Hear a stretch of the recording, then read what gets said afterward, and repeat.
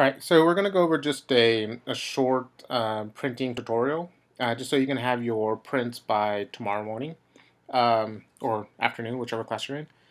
Um, so on Blackboard, you'll find this PDF file, or this Rhino file, I'm sorry. It's just the same file that you're used to. It's just slightly different for printing by 11 by 17. So if you have your work in a different file, you could always just copy and paste it. So say, for example, you've already set up your work in a different file, and you've already set it up with everything in very specific layers, the way we showed you. You can just select everything, edit, copy, and just go over to this new print file and just paste it.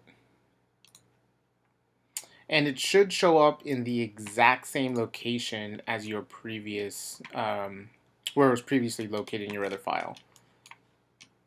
So once you have it pasted in here, if you go to the printing tab, which is, again, very similar to the other one, so that A101, I already had mine set up, but just in case yours doesn't come in, one thing you're going to want to do is double click. So in what we were looking at previously, this is called model space, and this is called paper space. And it's already set up with an 11 by 17, so if you zoom in and out and you pan over just by clicking the right button, you're just zooming in and out of the entire page. But if you want to zoom in and out of the actual model space, so like you can set it up the way mine is set up, the one thing that you should do is make sure you have enough room outside the page to double click. And the main reason why is you're going to double click inside this page, and now you're looking at the model space. So everything you've drawn is now available inside here. And the way to get out is by double clicking outside. So that's the reason why you want to leave a little bit of extra space. So the first thing you do, obviously, is set it up to the point where you have both your curves and the elevation that you drew. And for some reason, mine switched over to a different file. Here it is. And then once you've set it up to where you want it, just double click outside, and now you're back into regular 11 by 17 paper space. If you need to, you could always scale your drawing on the test curves. So here I'm going to scale these down just a little bit. I'll scoot them over just so I can zoom in just a little bit. And for now, the scale really doesn't matter.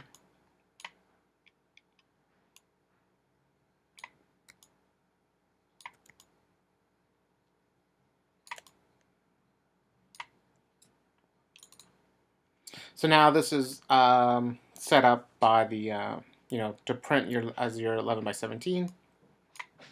The one thing you want to be careful about now is in your top view, don't accidentally move anything, because now this is associated to your to the other view. So for example, if you accidentally move something in your top view, it's going to show up in the paper space view. So just be careful about that. Just be aware of that. So you know you have everything set up correctly is if you're in your top view in either shaded or wireframe. If you turn on print preview, you can actually see some of the line weights, which should automatically be set up because of the printing. And the same is true for paper space. So you can see what it looks like going to print preview. And you can start to see some of the line weights again that you had set up.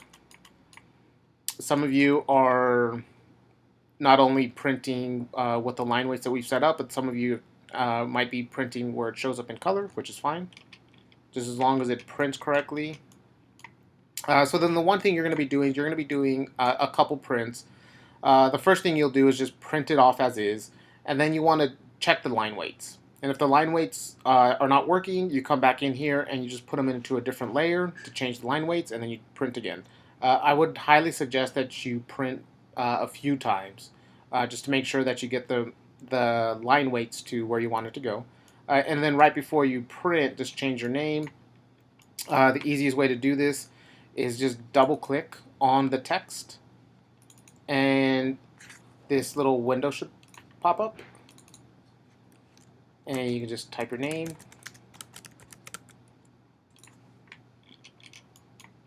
So now it's ready to print. So set it up, file, print. Mine is set up to be printing as a PDF file, but you can print yours to print through PrintSpot. Obviously, just change it to an 11 by 17 landscape. What you want to print as is the vector. You want to do print color. You could do display color, but then it's going to look the color's the way it's on your screen. You really don't want that. You can do black and white, but then it just changes everything just to black and white. And since the specific file's already set up to be printed with certain colors, you should be printing with print color. The view, output, and scale. Make sure you're printing the correct page, that A101, which is A101. Layout and scale to fit. The rest of it, the margins, line types, visibility, printer details, you don't need to mess with any of this. And once it's set, just print it through PrintSpot, and you're good to go. So by tomorrow, everybody should have a printed version of their line types and of their elevation that they've been working on.